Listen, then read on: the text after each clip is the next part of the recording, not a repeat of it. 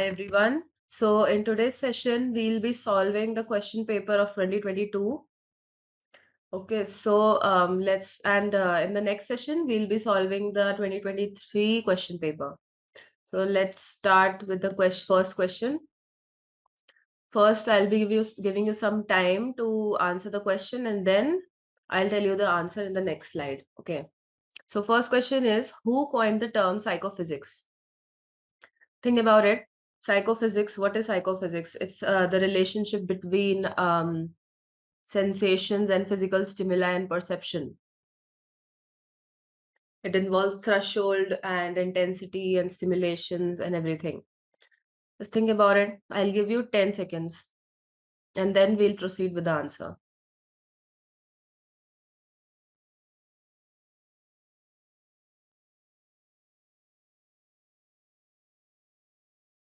Okay, so the answer is Gustav Fechner. I hope you have mark the right answer because these are very basic questions that you are supposed to know. You're supposed to know who gave what term and who is which person is related to what terms in psychology. It is very, very basic and very, very important. We'll get a lot of questions like this. Okay. Which of the measures of variability ignores the sign before adding the deviation?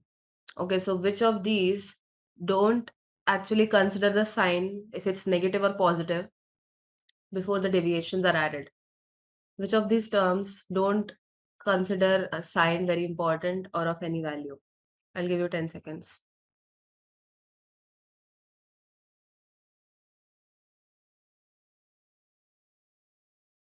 Okay, so the right answer is standard deviation. Okay, standard deviation ignores the sign before adding the deviation. So you have to match these two lists. First list is of psychologists and second is of the concepts they introduced in psychology. Classical conditioning and operant conditioning. The basic ones, these are you are supposed to know, comes under the chapter learning.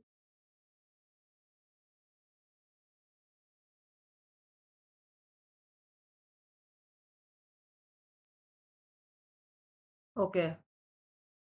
So the correct option is option third. Okay. Ivan Pavlov gave classical conditioning. B.F. Skinner gave operant conditioning.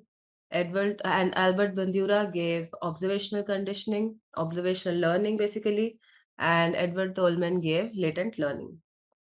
What is the spiral-shaped structure in the inner ear containing mechanoreceptors for hearing? Which is the part of the inner ear which contain these receptors which help in hearing?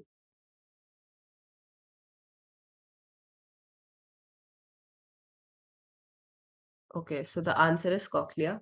Cochlea is that spiral-shaped structure that is very, very important, and usually damage in the cochlea in the part of the inner ear causes people to lost their hearing ability, and they have to wear those hearing aid machines, and usually the reason is mostly damage to the cochlea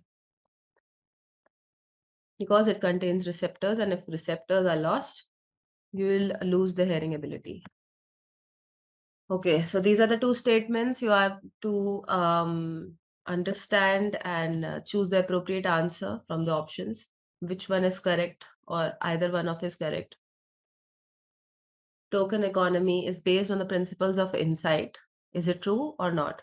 Biofeedback is a form of applied behavior analysis and behavior modification. If you have studied what is behavior modification, you will know if biofeedback is a form of ABA or not.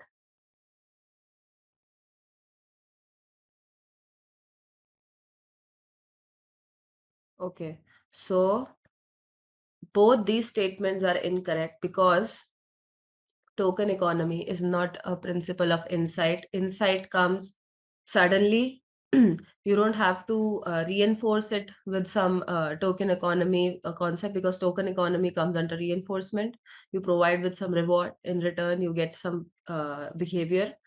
Okay, biofeedback is not part of behavior modification. Biofeedback comes under when certain bodily functions including pulses, heart rate, and everything, EEG, ECG is included, in which the body gives you, you get biological feedback from your body, and in return you understand what kind of stresses and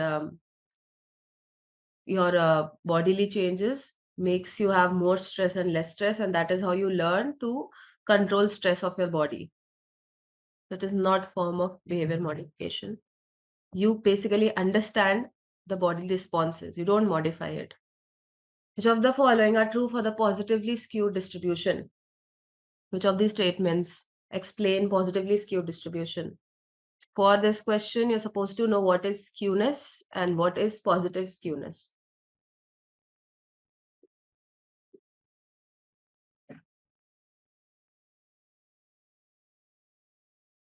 Okay. So a positively skewed distribution, most of the cases are piled up to the left hand side. Okay. And the skewness is towards the right. Okay. So it appears something like this, goes like this and like this. Okay. Value of product moment correlation can be more than 1 in some exceptional cases. Second statement says even significant correlation does not tell us anything about causal relationship between two variables. So first statement says that the product value of the product moment correlation, it can be more than 1.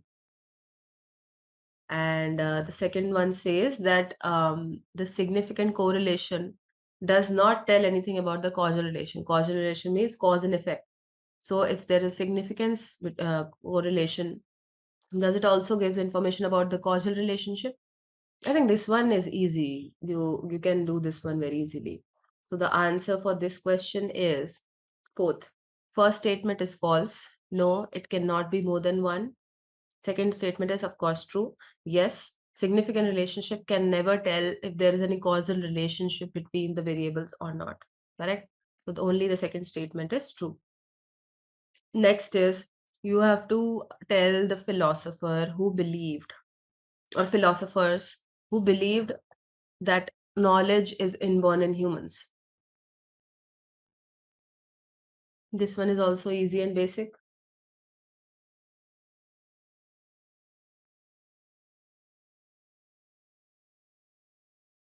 Okay.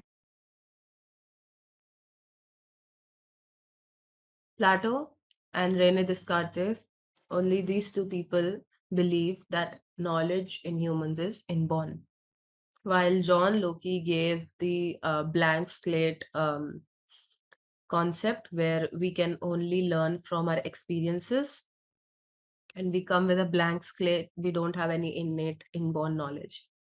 So only Plato and Descartes gave the innate knowledge concept. Which among the following is not true about learned helplessness? Learned helplessness is marked by motivational, emotional, and cognitive deficits. Is it marked by all three deficits or not? Martin Seligman pioneered the study of learned helplessness. You're supposed to remember who gave the concept of learned helplessness. Depressed people are often in the state of learned helplessness. Individuals high on learned helplessness often set unrealistically high goals for themselves. Which among these is not true? Only one statement is not true, and that is third option. Yes, Martin Seligman gave this concept of learned helplessness. Depressed people do show the state of learned helplessness. All three deficits are present in people who are suffering from learned helplessness. Only the third option is incorrect. They don't have any unrealistically high standards set for themselves because they're basically not doing anything for themselves. So how can they set any goal? Which of the following is not true for client-centered therapy? Who gave the concept of client-centered therapy? Is it Carl Rogers? And second one says that primary goal of client-centered therapy is to promote healthy psychological growth of the individual. The therapist creates an environment that allows a client to achieve self-enhancement and self-actualization. The basic therapeutic strategies to remove and dispute the irrational feelings experienced by client.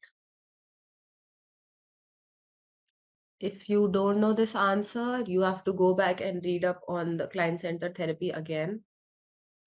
This therapy is very common. It can come in many questions.